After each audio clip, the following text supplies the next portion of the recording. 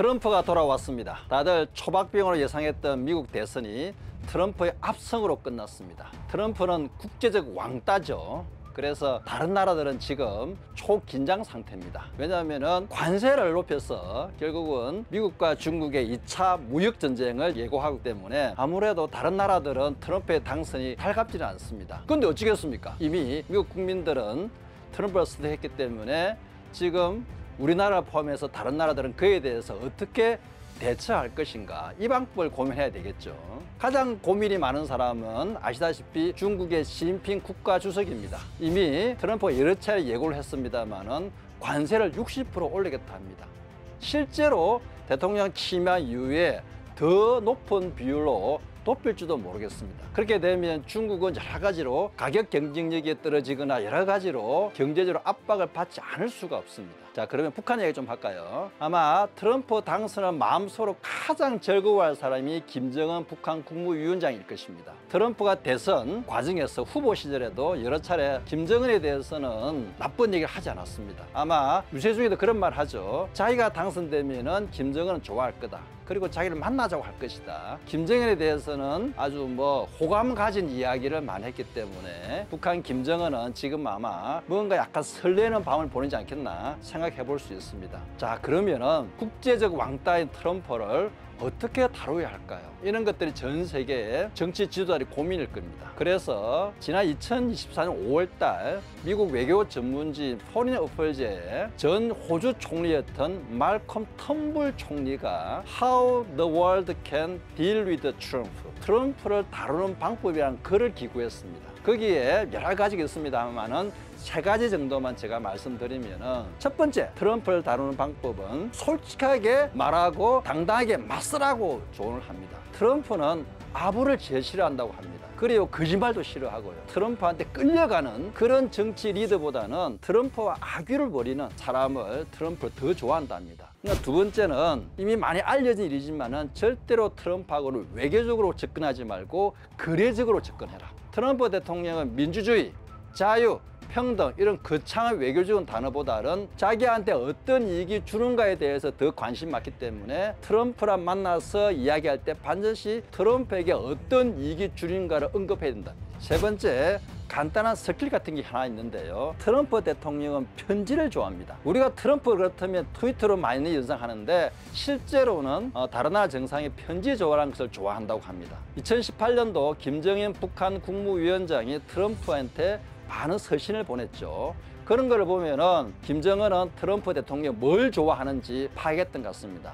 여러분 기억하실 거예요. 김영철 당시의 노동당 통일조선부장이 큰 편지 봉투를 든 사진을 기억하실 겁니다. 그런 것처럼 트럼프 대통령은 편지를 좋아한다는 거, 이 3가지 정도를 텀블 저 호주 총리가 조언을 했습니다. 그래서 지금 보면은 북한과 중국의 관계에서 외부에서 가장 큰 영향을 주는 게 미국이라고 여러 번 말씀드렸습니다. 그래서 지금 미국의 새 대통령이 왔기 때문에 북중 관계에도 큰 변화가 예고되고 있습니다. 특히 김정은 북한 국무위원장은 아마 미국으로 달려가려고 할 것입니다. 여러 번 제가 말씀드렸지만은 북한은 지금 대북 제재 해제가 가장 큰 지상 목표입니다. 그래야만이 지금의 북한의 경제 사정을 극복하고 또 다른 미래를 꿈꿀 수 있기 때문에, 알다시피 김정은 트럼프는 2번 만났습니다. 어쩌면은 김정은한테는 이 마지막 기회입니다. 앞으로 트럼프 같은 스타일의 미국의 대통령이 나온다는 것은 조금 기대하기 힘듭니다. 그렇기 때문에 향후 4년 동안 북한이 어떻게 하는가에 따라서 북한의 미래가 있는 거죠. 시진핑 중국 국가주석은 아무래도 지금 어려운 중국 경제 사정을 본다면 이미 예고하고 있죠. 미중 간의 제2차 무역 전쟁을요. 그걸 어떻게 극복할 것인가 고민했기 때문에 가급적인 빠른 시간 내에 정상회담을 서두를 것입니다. 그리고 우리 여기서 주의할 점은 뭐냐면은 트럼프 대통령 한번 대통령 해본 경험이 있습니다. 1기 행정부와 지금 2기 행정부는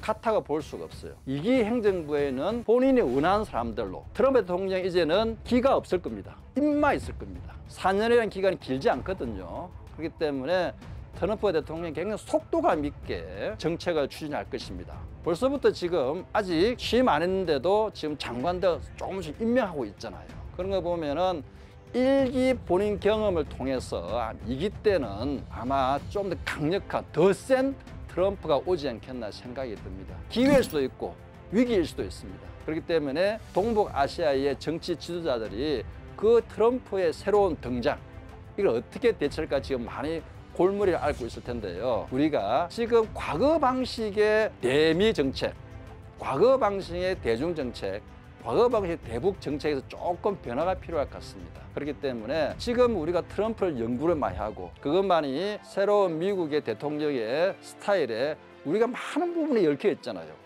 안보 문제, 경제 문제, 이런 문제들을 풀기 위해서 트럼프를 더 많이 연구하고 솔직하게 그리고 또 당당하게 맞설 수 있는 그런 자세가 필요할 것 같습니다. 제가 보기에는 할 가능성이 많습니다. 왜냐하면 트럼프도 여러 번 유세 과정에서 김정은에 대한 호감을 표현했고 김정은은 뭐 두말할 필요 없는 거죠. 과거에 2번 했습니다.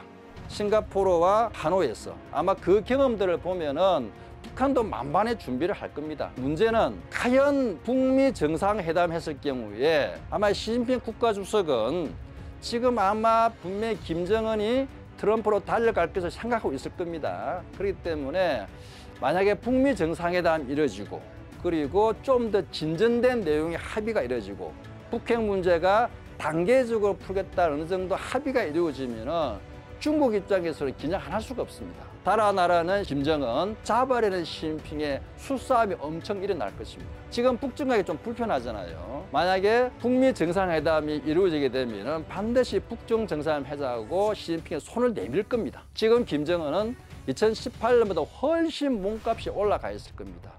이렇게 본다면은 김정은이나 트럼프나 좋은 수지가 맞는 장사를 하게 되는 거죠. 그렇기 때문에 북미 정상회담은 아마 할 가능성이 많습니다.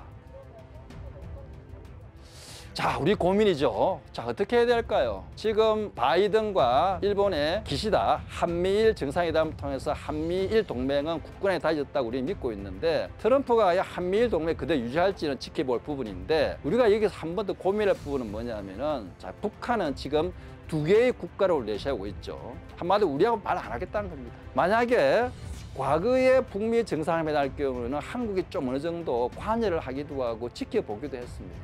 그런데 앞으로 북미 정상회담은 북한과 미국이 우리를 통하지 않고 바로 할 가능성이 훨씬 높죠. 우리를 끼워주지 않을 가능성이 많습니다. 그때 우리로서는 한반도 큰 문제에 한국이 빠진다는 것은 엄청난 외교적 참사라고 볼 수 있습니다. 우리가 할 일은 북한은 지금 우리가 대화 안 하려고 하기 때문에 트럼프 대통령인데 반드시 북미 정상 하기 전에 한국의 목소리를 최대한 트럼프 기에 들어가도록 엄청난 외교적 노력을 해야 됩니다.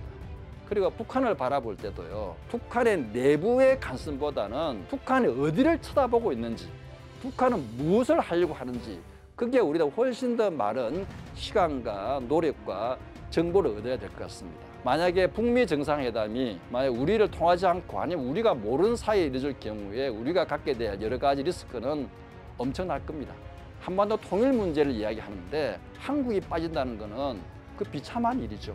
그렇기 때문에 우리가 지금 할 일은 트럼프 대통령을 우리 편으로 만들어야 됩니다. 과거보다는 좀 비쌀 겁니다. 그거를 각오하고 충분히 우리가 줄 것은 주고 받을 것은 받는 그런 외교 전략이 필요합니다. 전 호주 총리의 말처럼 솔직하게 당당하게 맞설 수 있는 그런 외교 전략을 지금 반드시 고민하고 그에 대해서 구체적으로 준비하는 것이 지금 한국이 할 일이라고 생각이 듭니다.